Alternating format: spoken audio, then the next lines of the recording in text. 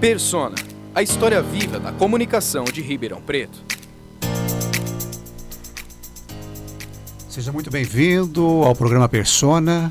Você que está nos acompanhando através do Facebook da Rádio Unaerp, no Instagram e no nosso aplicativo também da Rádio Unaerp. Comigo aqui estão Tamires Ferreira, Vinícius Bis, Rony Burfaldi e João Pala, não é? Eu sou Gil Santiago e tenho o prazer de receber aqui o jornalista e radialista Dr. Welson Gasparini. Para apresentá-lo, por favor, João, faça as honras do nosso primeiro programa Persona. Bom, o nosso primeiro programa Persona tem como convidado o jornalista e radialista Welson Gasparini, que tem 82 anos e é natural de Batatais, na região de Ribeirão Preto. Ele começou a sua carreira jornalística como repórter do extinto jornal Diário de Notícias, da sua cidade natal, e ele se tornou locutor da rádio ZYR 79 de Ribeirão Preto em 1954, pela qual ele ganhou projeção. Formado em Direito pela Faculdade de Direito do Triângulo Mineiro de Uberaba, em Minas Gerais, ele foi eleito vereador de Ribeirão Preto em 1958 e se tornou prefeito de Ribeirão aos 28 anos em 1964. Foi chefe do Executivo Municipal por mais 3 mandatos, de 1973 a 77, 1989 a 92 e 2005 a 2008, sendo o político que mais vezes ocupou o cargo de prefeito de Ribeirão Preto. Eleito 3 vezes deputado estadual por São Paulo, em 1970, 2010 e 2014, e deputado federal também por São Paulo, em 1994. É casado com Aurizinha Gasparini, com quem tem 4 filhos, Welson Gasparini Jr., Luciana e os gêmeos Maurício e Marcelo, além de ser avô de 7 netos. Em 2018, aos 81 anos, anunciou que se retiraria da vida política. Dr. Welson, muito obrigado pela sua presença. Muito obrigada. Eu aqui agradeço a sua atenção e aproveito essa oportunidade para agradecer de coração a você, Gil Santiago, que coordena a Rádio Unaerp, e me dando a alegria de poder participar principalmente do programa Persona, que hoje está sendo inaugurado aqui na Rádio Unaerp, né? A todos os que estão participando do programa, o Andrei, que é o técnico de som, aos estagiários, a Tamires, o Vinícius, o João Paulo e o Doni Barufaldi, o meu abraço também, e é um prazer muito grande estar aqui no programa. O prazer é todo nosso. É uma satisfação, doutor Welson, e a gente ressalta que são todos alunos do curso de jornalismo da Unaerp, e todos ansiosos em conversar com o senhor e ter esse diálogo aqui aberto com o senhor. Eu estou matando saudade aqui hoje em 2 motivos. Primeiro, por falar da minha profissão de jornalista, radialista, né? E também aqui na Unaerp, onde eu fui professor em 4 faculdades aqui, tive a honra de ser professor e, portanto, devo muito ao Eletro Bonini e ao Elmara Bonini, que é a atual diretora-geral, né? E a todo o professorado daqui, eu quero também fazer uma saudação e dizer do orgulho que eu tenho em ter participado também ativamente do setor educacional da Unaerp. Nós que agradecemos, doutor, pela sua participação. Como o Gil já disse e ressaltou, é uma honra para nós recebemos o senhor aqui na estreia do nosso programa. E vou abrir com a primeira pergunta para o senhor. Como já foi dito, o senhor é natural de Batatais e chegou para Ribeirão Preto, né? Conta para a gente como é que foi, o que motivou essa mudança do senhor de vir de Batatais para vir para Ribeirão Preto. Olha, eu era muito jovem ainda e estudei no Colégio São José de Batatais, um colégio, chamava Colégio dos Padres, porque eram os padres que dirigiam lá, né? E eu fui muito feliz porque tive a possibilidade de fazer o ginásio no Colégio São José e o primeiro colegial também, porque apesar de ser um colégio pago, eu era de uma família muito humilde. Meu pai era um pedreiro lá em Batatais, né? Mas eu consegui uma bolsa de estudo no colégio através do trabalho. eu me dispus a trabalhar no colégio. Então, o primeiro ano eu fui como auxiliar de portaria. No segundo ano já me levaram para a secretaria, onde foi um aprendizado muito bonito, porque ali eu fui aprendendo. Naquele tempo não era computador, era máquina, né, de escrever. Aprendi datilografia, isso tudo no horário em que não tinha aulas. No horário de aulas eu ia para a aula normalmente, e nos outros horários eu trabalhava na secretaria, né? E ali eu fiquei até o primeiro colegial. Depois, Ribeirão Preto dava muita oportunidade, principalmente de emprego, e eu queria continuar os estudos. Então, eu e minha mãe viúva, meu pai já tinha falecido, viemos para Ribeirão Preto, onde eu cursei o normal na época, a Escola Normal do Estado, né? E fui muito feliz também. Mas veja como é a sorte também, Deus me protegeu muito. Uma semana depois que eu estava em Ribeirão Preto, eu recebi... cheguei em casa, minha mãe falou: olha, você está procurando emprego? Eu estava ouvindo essa rádio aqui e ela está fazendo um concurso para contratar locutores. Vai lá, quem sabe você consegue um emprego, né? Era a Rádio 79. Eu fui correndo lá, me inscrevi e tive sorte, passei em primeiro lugar, fui contratado imediatamente como funcionário da rádio, tudo registrado direitinho, como locutor, né? Depois de uns 20 dias, mais ou menos, lá em Batatais ia jogar o Palmeiras Futebol Clube. Eu era batataense no esporte e também palmeirense, né? Então eu queria assistir o jogo, mas não tinha dinheiro para pagar, assim, não queria pagar a entrada. E eu descobri que jornalista não pagava. Teria o ingresso lá de graça, porque estaria em serviço, né?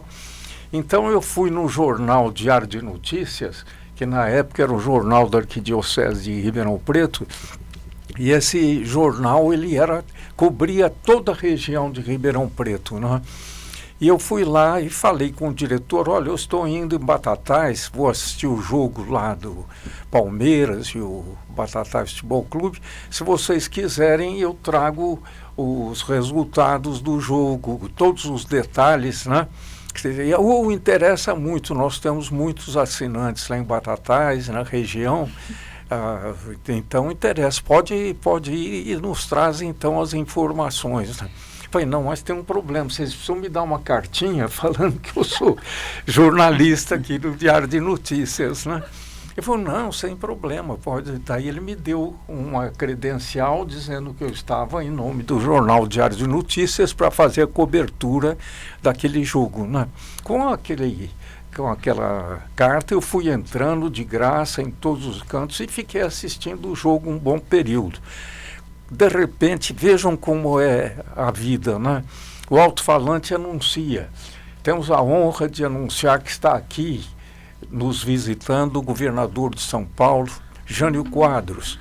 Ele passa por Batatais, está dando aqui a saudação. Então eu falei: poxa, eu vou lá levar uma mensagem dele para Ribeirão Preto. Aí é minha vocação realmente como repórter, né? E eu fui com a carta, eu fui entrando, inclusive, na tribuna de honra, né? Quando eu cheguei, eu estou falando muito, mas a pergunta foi muito agradável.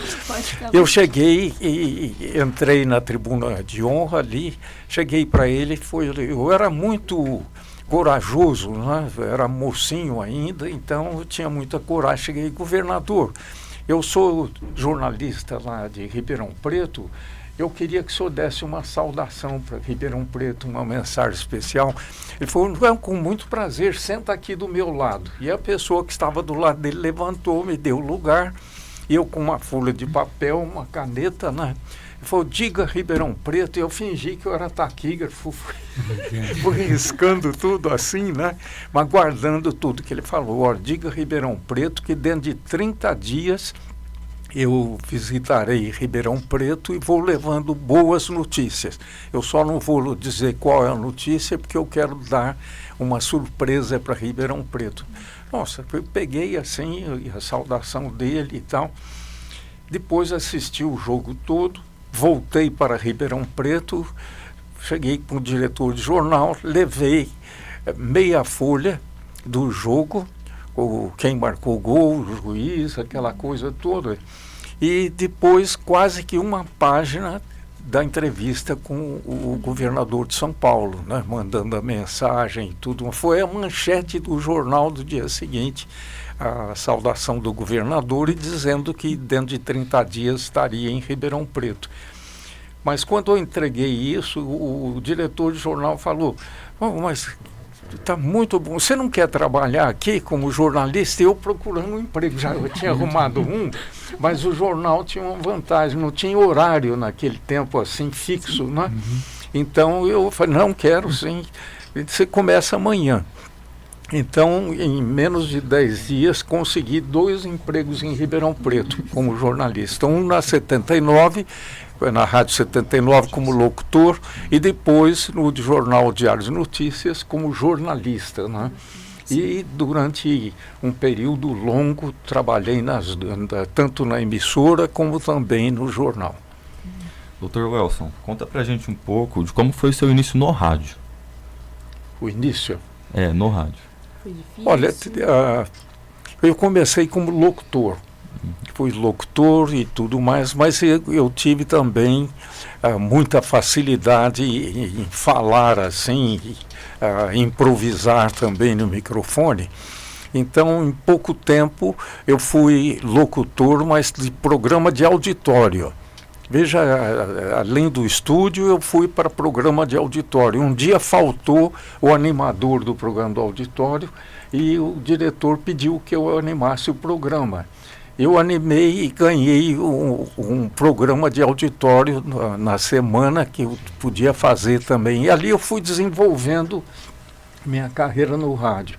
Agora, como que eu passei a ser repórter na rádio, né? Primeiro, já estava no Diário de Notícias, eu fazia reportagem e tudo mais.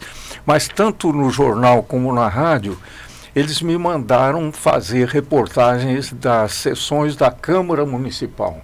E aí também começou minha vocação política, né? Eu fui como repórter na Câmara Municipal de Ribeirão Preto, e ali, eu vou encurtar mais as minhas respostas, mas ali eu aprendi demais. Como repórter, eu aproveitava, levava a reportagem para a rádio, que eu estava representando a rádio, e levava depois, redigia para o jornal Diário de Notícias, como foi a sessão da Câmara, né? Então eu representava de uma só vez um jornal e a emissora de rádio. Então os políticos gostavam muito de mim e me davam muito valor, né? E eu fui aprendendo também, porque eu ouvia os discursos deles, os projetos que eles apresentavam, as críticas aos projetos, os elogios. E ali eu comecei a desenvolver também o meu conhecimento na administração pública e também na área política, né? E eu tive uma formação desde criança da Igreja Católica. Eu fui coroinha, fui congregado mariano, participei de vários movimentos da Igreja Católica, e foi um período também em que eu já entrei no outro assunto também, mas que eles entusiasmavam que os católicos participassem da política, que era muito importante. E como 2 vezes por semana, uma vez eu estava indo na Câmara de Vereadores, né? Então me interessei muito pela política e entrei num movimento que chamava Juventude Democrata Cristã. E ali eu fui também desenvolvendo conhecimento pela política. Então desenvolvi o jornalismo no rádio, na televisão, porque no rádio tínhamos o jornal falado, não era assim que a gente definia. Depois, à noite, eu ia trabalhar no Diário de Notícias, então trabalhava de dia e de noite também. e estudava também, dava tempo de fazer tudo isso, né? Foi quando eu me formei professor no Instituto de Educação Antoniel Mota da época, que era do Estado, né? O senhor, a gente conhece muito o senhor, assim, tem muita referência enquanto repórter, né? Um excelente repórter. Mas o senhor falou aí em ter início no rádio como um apresentador de programa, de público, de auditório. Como que era esse início? Era de auditório mesmo? Era de auditório, e naquele tempo não tinha televisão ainda em Ribeirão Preto, não é? O senhor lembra o ano, doutor Welson? Como? O senhor lembra o ano? Foi mais ou menos. Bom, eu fui prefeito em 64, antes eu fui vereador e antes fui repórter, e jornalista e animador de auditório. Eu devia ter uns 19 anos, 20 anos, por aí. Né? Na Rádio 79. Na Rádio 79 e no Diário de Notícias. Sim. Né? E depois o senhor se transferiu para a PRA7, é isso? Foi depois de trabalhar praticamente 3 anos na 79, um dia eu fui chamado pelo diretor da PRA7, Rádio Clube de Ribeirão Preto, e o diretor, o dono da rádio, conversando comigo, falou: olha, nós queríamos lhe trazer aqui para a clube, né? E eu falei: olha, mas eu estou muito feliz na 79, aqui eu gostaria também, mas eu teria que ter um motivo, né? Ele falou: não tem, quanto você ganha lá? Eu falei quanto que era, ele falou: eu vou pagar o dobro, tá bom? Eu falei: bom, daí eu tenho justificativa, vou agradecer lá ao diretor da rádio e explicar por que eu estou vindo para cá. Não, tá bom. Eu fui, quando conversei com o diretor da 79, ele falou: mas por que você vai para... Tá querendo ir para clube? Eu falei: não, eu fui chamado lá e o problema, eu quero ficar aqui, mas eles me pagam o dobro. Como é que se... Daí ele falou: realmente eu não posso no momento lhe pagar o dobro, mas você vai. Agora, quando quiser, você volta para cá. E assim que eu puder, eu vou pagar mais também para você voltar para cá. Então eu não saí brigado, nada. Fui para clube, né? E lá também eu fui muito feliz. Animei programa de auditório, fiz jornal falado, fiz reportagens. Então eu me senti e pude continuar trabalhando no Diário de Notícias e estudando também. Na PRA7... Depois eu voltei para 79. Na PRA7, nesse período, o senhor se destacou com as reportagens externas e políticas. Isso. Né? Como que eram as reportagens de rádio naquela época? Olha, a gente tinha o gravador, né? Hoje é uma beleza, um gravador pequenininho. Naquele tempo era um gravador grande, mas o técnico nos acompanhava, sabe? Então, porque era um peso que para fazer as duas coisas não era fácil. Mas então, eu fiz as reportagens, entrevistas, e nisso aí também eu fui muito feliz, porque eu fui...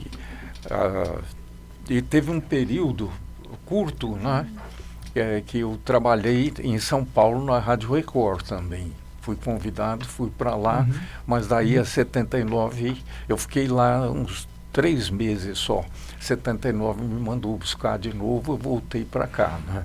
E eu adorava Ribeirão Preto e tudo mais. Então, acabei ficando na 79. Agora, na PRA7 havia o famoso Citroën, que era o carro de reportagem da PRA7. Como que funcionava essas reportagens externas da rádio? Eu tenho saudade, tem várias fotografias com esse Citroën, viu? Tinha ali o motorista, muito amigo, o técnico de som que acompanhava e o repórter, né? Sim. E ali tinha durante os dias, por exemplo, ia ter uma reunião na Associação Comercial Industrial.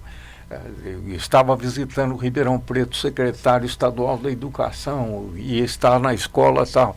Então nós íamos nesses locais e ali fazíamos as perguntas e as entrevistas que depois levávamos para a rádio. Se fosse um assunto muito importante, nós entrávamos no ar pelo telefone. Eu entrava e fazia a entrevista também direto, além da gravação, né, para sair depois no horário do jornal falado da emissora, né? Mas sempre que possível e interessante, a gente entrava em qualquer programa da rádio, tinha prioridade, a gente entrava com reportagens, né? E o Citroën, então, nos levava em todos esses locais. Deixou saudades. Opa, muita saudade mesmo. Eu tenho muita saudade da Clube, saudade da 79, tenho sim. Bom, é inegável a experiência do senhor, né, Notícias. para cobertura de externas. O senhor lembra de alguma cobertura que marcou época nesse período? Alguma que tenha marcado realmente, que o senhor se lembre vividamente? Olha, teve várias, eu fui muito feliz também nesse sentido, né? Mas teve uma que teve um aspecto especial, foi com o Carlos Lacerda, que na época era um líder político muito importante mesmo. E ele foi numa cidade aqui, um pouquinho longe de Ribeirão Preto, mas ele lá, eu fui fazer a reportagem e precisava de uma entrevista com ele para voltar com sucesso, né? Mas era uma dificuldade tremenda, né? Então, o que eu fiz? Não é mentir, eu cheguei, por exemplo, eu sabia que ele estava, qual era o quarto dele. Eu consegui ficar sabendo o apartamento que ele tinha no hotel, né?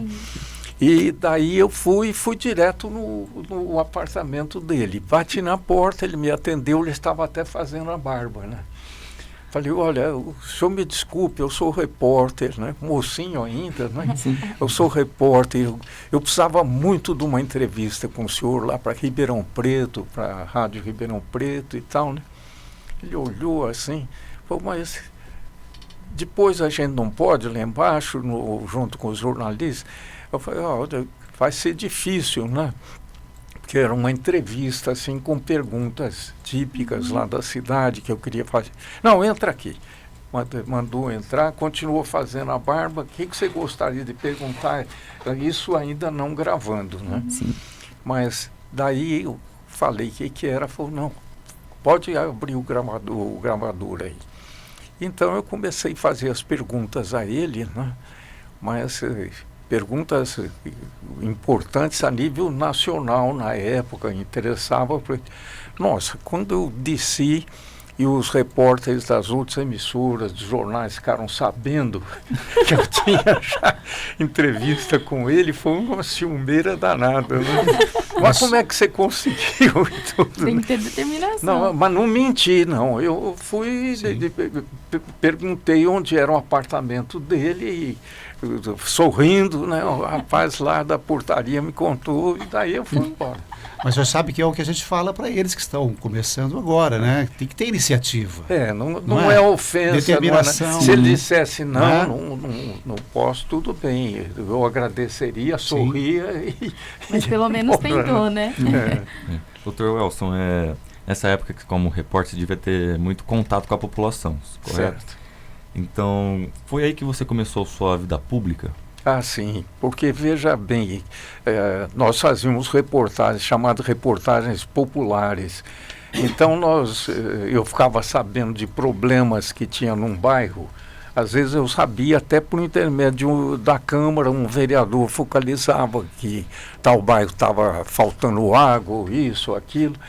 Eu no dia seguinte eu já ia naquele bairro e fazia entrevista com os moradores, está faltando água aqui, como é que é e tal, a pessoa, então dizia que estamos aqui há 3 dias sem água, aquela coisa toda, né? Então eram chamadas entrevistas populares. Ou então tinha associação de bairro, quando eu sabia que tinha uma associação de bairro, eu procurava saber o dia da reunião e eu ia na reunião. E era o único jornalista naquele tempo que fazia isso, você entendeu? E foi me dando então um cacife, não era a minha intenção. Minha intenção era realmente fazer boas reportagens, melhorar o meu salário nas emissoras de rádio. O que eu fazia ali, eu redigia o jornal, no dia seguinte saía a reportagem do jornal também, né? Então, mas daí foi contando assim com uma boa receptividade por parte dos moradores dos bairros, que sentiam um apoio que a gente estava dando, porque eu dava sequência. Então está faltando água aqui, olha, vocês escutem o programa amanhã que eu vou lá no DAERP ver como é que está isso. E eu ia e entrevistava o diretor do DAERP. Olha, eu estive lá no bairro tal, está faltando água e coisa, né? Ele então dava resposta, não, pode dizer no programa que amanhã eu vou lá fazer uma visita e vamos ver o que podemos fazer. Poxa, e de repente, sem ser vereador, sem ser nada, a gente conseguia prestar um bom serviço à população e a gente que não tinha voz. Sim. Você pega moradores de um bairro assim muito humilde, eles não conseguem grande repercussão, né? Precisa de jornalistas que deem valor também essas áreas, né? Que hoje a gente tem e tudo. E nós mais. estamos falando de uma época, doutor, em que o rádio era o meio de acesso à população. Tinha isso era também. Naquele tempo, né? a televisão aqui em Ribeirão Preto não tinha, né? Então, o pessoal acompanhava realmente os programas de rádio, né? Então, a função do jornalista era muito importante, ainda é muito importante, tanto no rádio, jornal, na televisão. É importantíssima a profissão de jornalista, né? Mas, naquele tempo, era muito mais no rádio, porque o rádio tinha aquela frequência, eu podia a qualquer instante, eu entrava no ar. Então, dependendo do que aconteceu, houve um acidente na rua tal, número tal, inclusive faleceu uma pessoa, o outro ficou ferido, eu tinha os nomes das pessoas, eu já entrava direto no ar e dava notícia. O jornal só ia dar no dia seguinte, né? Então, era uma riqueza dos jornalistas no rádio, assim, tinham mais vantagem. Apesar que o jornal tinha a vantagem de uma elite também que acompanhava todas as notícias, podia ser dada com maior destaque, já com melhores informações, né? Porque uma coisa que acontece ali na hora, você tem um tipo de informação. Depois, se você pesquisar, você vai ter, por exemplo, se houve um problema de um assalto a um setor, depois se entrevistando o delegado, vendo os detalhes, os policiais que fizeram a prisão dos bandidos. Então você conseguia detalhes muito maiores, que eu levava já para o jornal toda a sequência de detalhes, né? Correto. O senhor se considera a fonte de inspiração para o professor Divo Marino, que escreveu o livro Populismo Radiofônico em Ribeirão Preto? Porque realmente o rádio teve uma função muito grande na minha carreira política. Não só na minha carreira política, em todas as carreiras que eu tive, porque além de político, mas eu fui professor, me formei advogado também, eu tive uma série de setores, né? Mas sem dúvida alguma, o rádio me ajudou muito, e os jornais também. Então, onde eu ia num lugar, eu era conhecido por todo mundo. Então, quando eu fui candidato a vereador, mocinho ainda, acabei sendo eleito e com uma votação muito bonita mesmo. E depois acabei sendo prefeito de Ribeirão Preto também, mas ainda trabalhando em rádio, jornal. Fui prefeito de Ribeirão Preto pela primeira vez, eu tinha 27 anos de idade, né? Eu fui o prefeito mais jovem do Brasil, de cidade com mais de 300 mil habitantes. Agora que o senhor comentou, fazendo a pesquisa, né, foi uma surpresa na época um moço tão jovem ganhar assim de cara na primeira eleição. E eu disputei com 6 candidatos. Como que foi isso para o senhor? Olha, essa surpresa, foi impressionante. Até hoje eu tenho um pouco de remorso, porque o que ficou em segundo lugar era uma pessoa ótima, inteligente, capaz, honesto. Ele foi diretor do Hospital das Clínicas de Ribeirão Preto, chamava Dr. Paulo Gomes Romeu. Depois teve outros cargos também de importância. E eu, jovem ainda, jornalista, radialista, acabei sendo eleito prefeito, né? Mas já era vereador, então eu tinha uma experiência administrativa também. Mas foi uma eleição muito difícil mesmo, porque tinha bons candidatos. Agora eu tive sorte também, porque um dos candidatos, ele naquele tempo tinha os comícios nos bairros, né? E lá na Vila Tibério, num dos comícios, um dos candidatos falou o seguinte: ele analisou cada um dos adversários não, concorrentes, né? Foi falando, fulano isso, aquilo, pondo pontos negativos, né? Quando chegou no meu nome, ele falou: e tem um aí, é um moleque, devia tá brincando com estilingue. Naquele tempo, estilingue era muito comum, as crianças usavam muito estilingue, né? Então ele falava, devia estar brincando com estilingue, que quer ser prefeito de Ribeirão Preto e tal, né? Mas dali 5 dias, na mesma praça da Vila Tibério, o comício era meu. Então, entre as coisas que eu disse, eu falei: olha, ontem um candidato fez aqui um discurso falando dos concorrentes, e quando chegou no meu nome, ele falou: tem um moleque aí, devia estar brincando com estilingue, e é um absurdo querer ser prefeito de Ribeirão Preto, né? Eu falei: olha, ele não leu a Bíblia.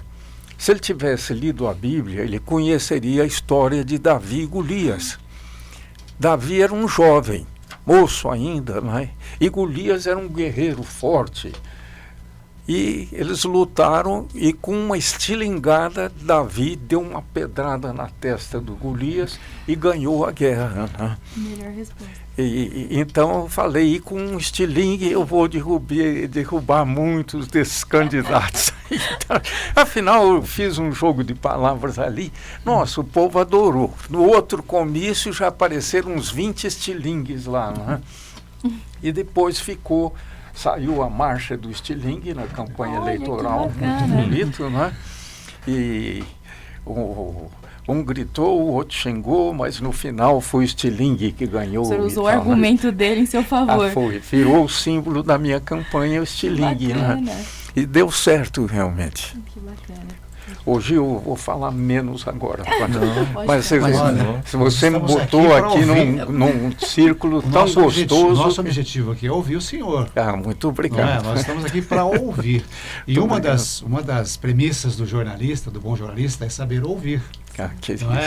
Então, eles estão aqui, nós estamos aqui para ouvir e para aprender, principalmente. Aliás, o Gil... Para adquirir esse conhecimento que o senhor acumulou durante todo esse tempo, como radialista, como jornalista, como pessoa pública. Esse é o nosso objetivo, e registrar esse momento do senhor aqui. Que bom, Gil. Muito obrigado. Viu? Aliás, você usou uma expressão, né, que eu costumo brincar, mas quando tem político que fala coisas que não deve, assim, eu digo: olha, Deus, quando fez o ser humano, deu para ele 2 ouvidos e uma boca. É para ouvir bastante e falar menos. Eu vou ouvir bastante, agora pode falar. Bom, Dr. Welson, o senhor contou agora um pouquinho do início da sua carreira política, já com os comícios, com as eleições, mas vamos voltar um pouquinho para o rádio. Da PRA7, o senhor se transferiu para a Rádio 79 novamente. Quando que aconteceu essa transferência? Como que aconteceu essa volta? Olha, o dobro de salário. Porque as 2 emissoras eram ótimas. As 2 emissoras ótimas, e as 2 emissoras tinham dirigentes ótimos também, grandes amigos, né? Se eu pudesse, eu ficava trabalhando nas 2. Mas precisava o salário das 2 também. Mas então foi. E a 79 me deu oportunidade no começo, então assim que ele me chamou, e o diretor, e ele tinha dito que tão logo pudesse, ele me levava de volta, né? Então fui. Aconteceu com prazer. Assim. E na Rádio 79, além de um dos principais comunicadores, né? O senhor também se tornou um dos sócios proprietários da emissora. Também como que ocorreu essa mudança? Não, ali é simbólico. Foi isso, simbólico. Não é simbólico. Nós éramos em 4 ou 5 funcionários Entendi. que nos deram também como se fôssemos proprietários também, simbolicamente ali, vamos dizer, se fosse ações, eu teria uma ação, o meu colega mais uma, assim. Entendi. Acho que ainda tem, deve estar lá. Bacana. Doutor Welson, em sua opinião, o rádio ainda é um mecanismo que ajuda candidatos a se projetarem na política e criarem lideranças políticas? Olha, rádio, jornal, tudo ajuda. Depende da mensagem que a pessoa tem, do currículo que tem, do caráter que tem, do idealismo que tem, né? Isso é muito importante. Ainda hoje, e acho muito importante a leitura. O jornalista, ele tem que ler muito. Hoje, por coincidência, hoje eu fiz uma leitura de algumas coisas, eu fiz até, não era para ler aqui, né? Eu fiz umas anotações, mas que, por exemplo, para um jornalista é muito importante. Hoje se fala muito na chamada reforma tributária. Sim. Pois bem, ela é muito importante porque, para vocês terem uma ideia, no Reino Unido, heranças tem 40% de impostos que são arrecadados para o governo. Sabe quanto é no Brasil? 10 vezes menos, só 4%. Então como é que pode um país pobre na tributação de heranças, o Reino Unido 40% vai para o governo para ir para a educação, saúde, tudo mais. Aqui não, 4% está bom, não precisa dar mais do que isso, né? Hoje a carga tributária onera os mais pobres. 32% da renda é em tributo dos mais pobres. Os que mais gastam é só 21%. Então tem uma série de casos, né, que como jornalista a gente deve buscar essas informações. Por exemplo, na área familiar, foi uma outra leitura que eu fiz hoje. No ano passado, no Brasil, nós tivemos 70 mil divórcios. No Brasil, no ano passado, 15 vezes mais divórcios do que casamento. Ora, todos nós sabemos que a base de uma sociedade é a família. Por isso que hoje a violência, a corrupção está uma tragédia. Porque a família está muito fraquejada, né? E com separações, então, fica muito mais difícil. Agora, se essas separações acontecem, e algumas são naturais, tem que acontecer mesmo, mas essa quantidade maior do que casamentos é porque não houve um preparo bom para o casamento, né? Então, o jornalista, sabendo desses dados, ele produz daquilo entrevistas, reportagens, artigos, e Sim. é muito importante. Então, algumas coisas aqui, só hoje, sobre violência. Então, no Brasil, morrem por ano 57 mil pessoas assassinadas.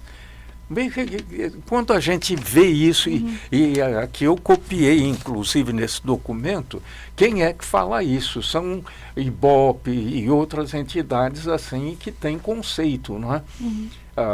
O número de assassinatos no Brasil, de presos em cadeia, 730 mil presos nós temos hoje no Brasil. 730 mil.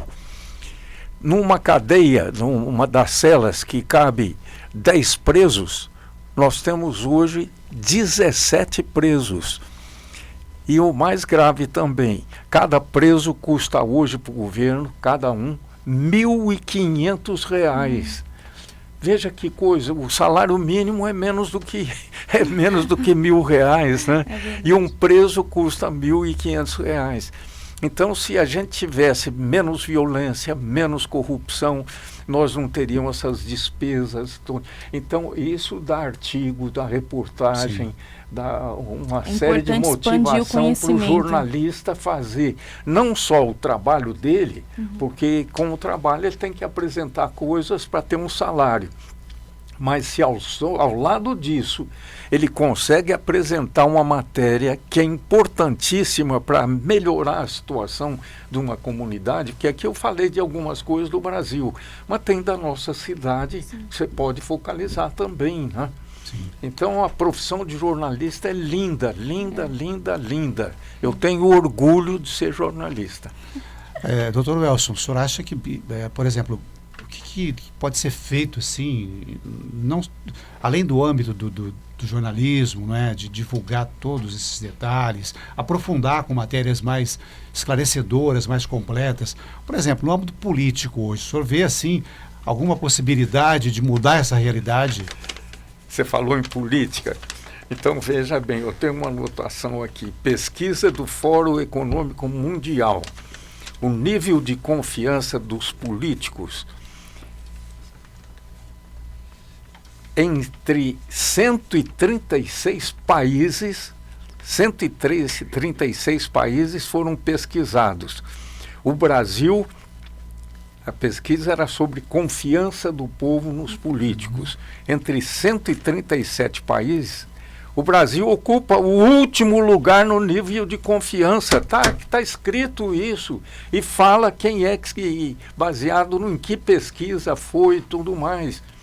Agora a gente fala, hoje é comum falar, político nenhum presta. Não, não é assim. Tem político bom. Agora, se a maioria não presta, quem é que escolhe essa gente que não presta?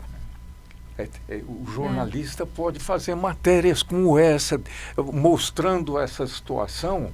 E agora, em Tocantins, 56% nessa última eleição não foram votar.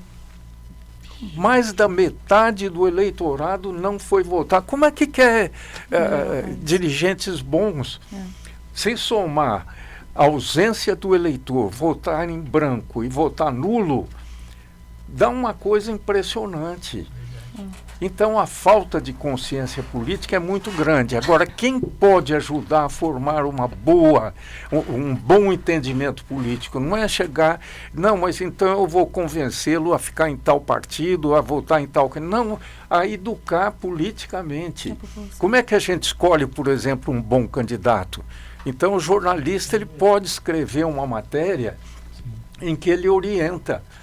Eu defendo, inclusive, a chamada eleição distrital, né? Na eleição distrital, você divide, por exemplo, o estado de São Paulo em 10 regiões. Cada região elege os seus deputados. Isso aí fica uma campanha barata e o eleitor pode saber, bom, quais são os candidatos e comparar. E como é que ele compara?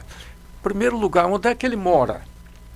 Ele é casado, solteiro, como é que ele vive na casa dele com a família? Onde que ele trabalha? Os colegas de trabalho gostam dele? O que ele faz? O que ele já fez?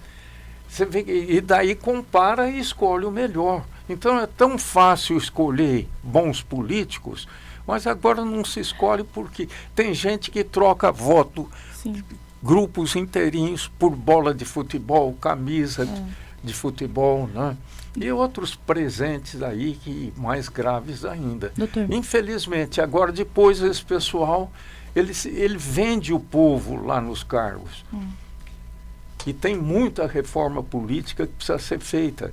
Eu defendo, por exemplo, e defendo no jornalismo, em artigos, tudo que eu posso. O número de deputados é um absurdo. Eu fui deputado estadual, 53 deputados. Se você divide, não cabe mais uma cadeira no plenário. Eu fui deputado federal, isso no estado de São Paulo, 513. Não cabe, você calcula se cada deputado federal apresentar 2 projetos por ano, são 1.000 projetos de cada um, são 513. Quando é que vai se apreciar esses projetos? Nunca. Para ocupar a tribuna, fazer discurso. Eu falo à vontade porque eu fui deputado federal na época do Fernando Henrique Cardoso, foi o presidente da República. E eu fui vice-líder do governo, né? Então eu convivi ali bem mesmo, e eu acho que poderia, com um número bem menor de deputados, despesa menor, e teríamos gente melhor selecionada pelo povo e que poderia produzir mais para o nosso país. Dividir em eleições regionais e depois o eleitor votar corretamente. Sim. E é fácil votar corretamente. O senhor comentou a importância do aprendizado, né, da sabedoria do jornalista para passar isso para a população. E hoje a gente vive, né, principalmente no ano passado nas eleições, essa onda que ocorreram de fake news, né? Principalmente nós, estudantes de jornalismo, estudamos muito sobre isso. Eu queria saber do senhor qual é a opinião do senhor a respeito desse movimento, disso que está acontecendo, dessa fake news afetando tanto a vida da sociedade. As notícias falsas. Isso. Olha, o que precisa é o judiciário funcionar. Agora tem um caso aí, por exemplo, que houve a decisão, sabe quando foi o crime? Há 12 anos atrás. Então é preciso que o setor judiciário funcione. Agora, por que está demorando tanto? É outra história. Em alguns casos, quem sabe está faltando mais funcionários, mais juízes, ou então, esse que é o problema, a burocracia é muito forte, né? Tem uma série de setores que podem ser analisados no judiciário. Mas, infelizmente, demora muito. E um bandido que tiver bastante dinheiro para pagar um bom advogado, bom não no sentido bom, mas no sentido assim de conhecer os argumentos a favor e contra, ele não vai ser condenado quase que nunca. Sim. Porque quando chegar já quase que acabou o prazo para condenar, o bandido já morreu, né? Então, são mudanças que a gente tem que ter. Hoje, em segunda instância, foi conseguido já que a pessoa pode ser presa. Agora estão querendo acabar com isso. Tem que ter direito até a última instância. Ora, daí vai acontecer que quem pode pagar um advogado vai até o Supremo Tribunal. Vai demorar 10, 15 anos para ter uma decisão, né? Enquanto isso, ele está tomando cerveja aí na rua, tomando uísque. Doutor, o senhor foi o prefeito de Ribeirão que mais esteve à frente do Executivo Municipal. 4 vezes. Isso, foram 17 anos como prefeito, 4 mandados. 2 desses mandatos, inclusive, foram durante a ditadura militar, correto? Quais que foram as maiores dificuldades que o senhor encontrou em ser prefeito de uma cidade naquela época? No primeiro ano, nossa senhora, sofri muito, realmente. Eu ganhei a eleição e adversários desleais que não aceitavam de jeito nenhum a minha vitória. Eu assumi dia 1º de janeiro de 64. A Revolução aconteceu em março de 64. Nossa. 2, 3 meses depois. Né? O que aconteceu? E aqui tinha o comando da circunscrição militar do Exército. E veio um coronel aqui, mas que era muito severo, muito revolucionário. E os meus adversários foram rodeá-lo e diziam que eu era de esquerda, que eu era meio comunista, que eu apoiei greve, coisas assim, né? E realmente eu tinha apoiado no ano anterior uma greve numa indústria aqui do Matarazzo, mas porque o pagamento estava atrasado há 3 meses. E eu recebi pessoas chorando, dizendo que não tinha como fazer as compras e comida pelo atraso. E eles iam fazer uma passeata, se eu podia ir junto para dar força. Então eu fui realmente, né?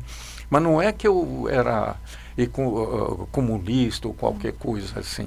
Mas o que era justo eu apoiava realmente, né? Tanto é que depois fizeram os pagamentos, tudo direitinho. Mas daí esse militar foi na prefeitura e disse, olha, eu vim aqui para o senhor assinar esse documento aqui. É um apoio à revolução, né? Eu falei, mas eu não sou revolucionário, nem sei direito quem fez essa revolução. Se o senhor não assinar até o meio-dia, o senhor não será mais prefeito de Ribeirão Preto. Impressionante, né? Eu na hora fiquei assim e tal. Mas daí ele foi embora e eu, como católico, era muito ligado ao clero. Eu trabalhei em Diário de Notícias, que era da arquidiocese. Eu fui falar com o bispo, né? Falei, olha, estão querendo me tirar aí, porque eles querem que eu apoie a revolução. Mas eu nem sei quem fez a revolução. Eu entrei agora na prefeitura, não sou contra, mas não sou a favor também, né?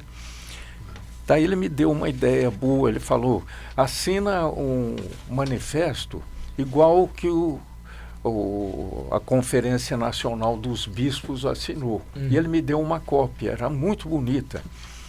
E eu, então, redigi, mas não botei que era dos bispos. Fiz umas ligeiras alterações, mas no mérito a mesma coisa. E eu, então, entreguei, o militar foi lá, eu vim buscar aqui a sua declaração. Está aqui. Ele leu, não, isso não serve. Eu falei, mas como não serve? É igualzinha dos bispos do Brasil, tudo, não é a minha opinião. Não, eu vou pensar, mas o senhor não vai ser mais prefeito de Ribeirão. Ele saiu, mas ficou numa situação meio difícil. Eu fui para São Paulo no dia seguinte. Eu estou falando demais de novo. Claro que não. Eu fui para São Paulo no dia seguinte, telefonei antes, pedi uma audiência ao comandante do 2º Exército. Fui lá e ele me recebeu muito bem. E falou, mas o senhor é novo demais, como é que já é prefeito e tal? Até eu contei minha história para ele. Falou, não, tudo bem, mas o que o senhor deseja e tal? Falei, não, eu vim porque pedi para o senhor um favor. Estão querendo me tirar da prefeitura e com um argumento assim, contei toda a história, né? Mas eu sou um democrata cristão, convicto, agora eu só não fiz a revolução e não apoio nem sou contra. Aqui está, eu mostrei a declaração que eu fiz, né? Eu pedindo ao povo que acalmasse e aguardasse com confiança nas autoridades, que eles saberiam reconhecer os direitos de todas as pessoas, né? Ele leu assim, falou, dos bispos do Brasil é a mesma coisa. Então, e falou, mas estão querendo lhe tirar lá, então.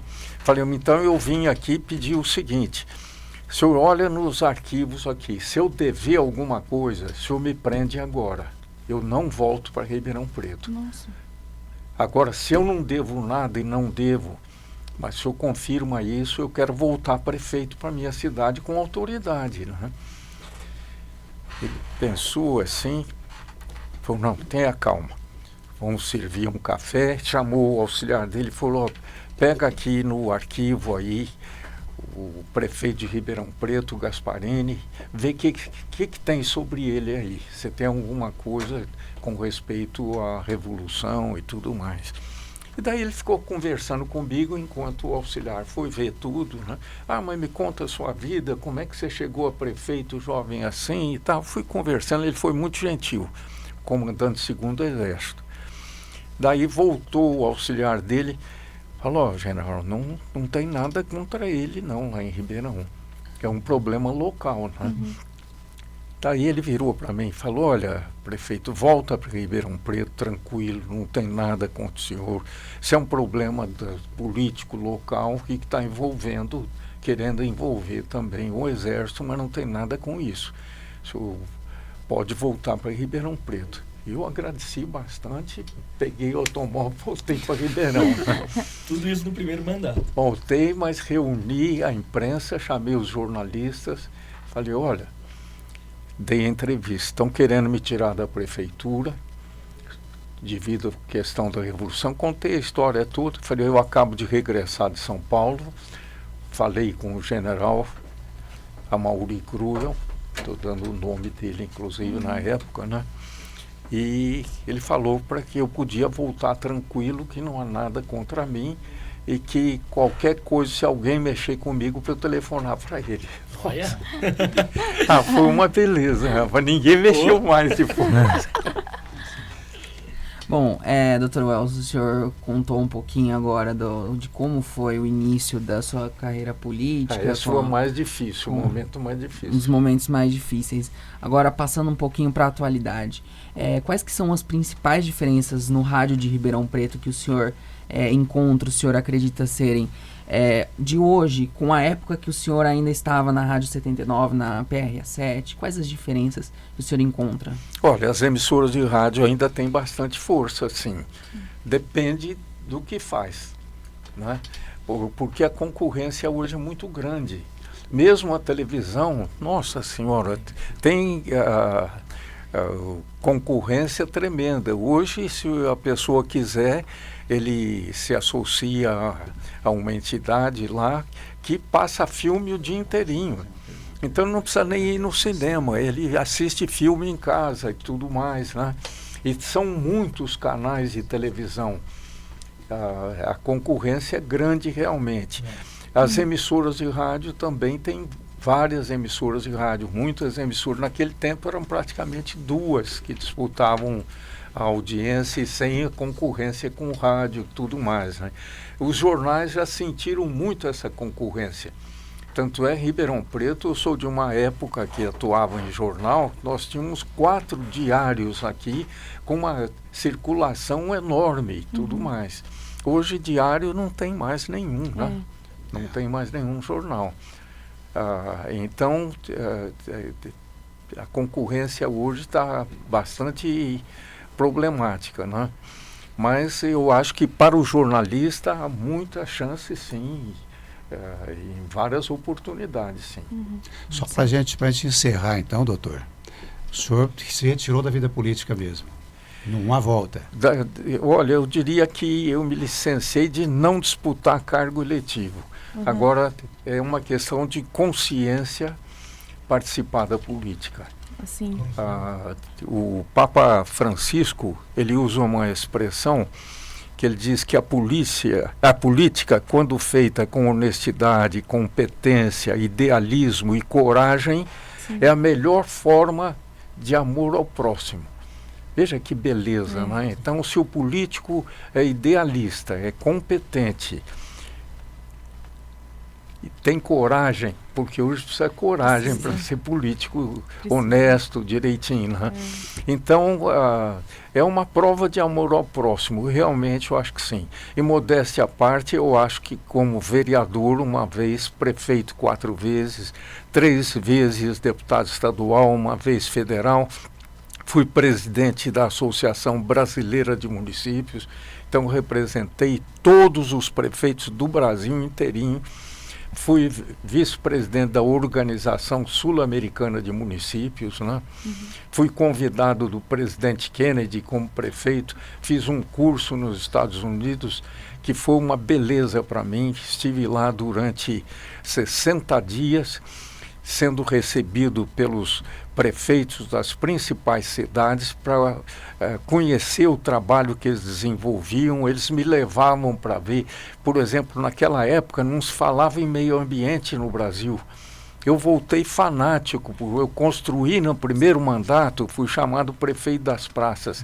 Fiz 12 praças públicas em Ribeirão Preto. Fui também convidado pela Fundação Alemã para o Desenvolvimento Internacional. Estudo no primeiro mandato. Você vê que sorte que eu tive, que favor que Deus me deu realmente essas oportunidades. A Fundação Alemã para o Desenvolvimento Internacional, órgão do governo federal, me convidou para fazer um curso lá na Alemanha também. E eu fiquei lá com tudo pago, não custou nada para a Prefeitura de Ribeirão Preto, também durante 60 dias, visitando e conhecendo as principais obras dos prefeitos. Então voltei doido para a área de saneamento básico, quanto era importante a área de água, de esgoto, né? E assim por diante. Deus me abriu muitas portas realmente. E acho que foi graças principalmente à função de jornalista, porque eu defendia princípios, ouvia a voz dos moradores de Ribeirão Preto, da região, e eu procurava, quando estive nos cargos públicos, administrativos, a buscar soluções para aqueles problemas, né? Dr. Welson Gasparini, o senhor é a história viva da comunicação de Ribeirão Preto. A gente está chegando ao fim do programa. Muito obrigado pela sua presença. Nós agradecemos demais a sua participação. Eu é que agradeço. Gil, eu peço desculpas. Falei muito, imagina. Mas eu me senti em família aqui, sabe? Foi muito agradável, realmente. Que bom que vocês me fizeram lembrar desde o comecinho ali, quando comecei a minha vida política, aqui na UNAERP. Então eu fui professor em 4 faculdades aqui. Eu tive a felicidade de ter na pessoa da professora Umara Bonini sempre uma atenção muito especial. O pai dela, Eletro Bonini, era de Batatais também. Então aqui na UNAERP eu me sinto muito feliz e voltei aqui tranquilo e principalmente com a frase que eu gosto de falar, com um sorriso nos lábios e alegria no coração. Um abraço a todos vocês. Um abraço, Dr. Welson, muito obrigado. Foi uma honra.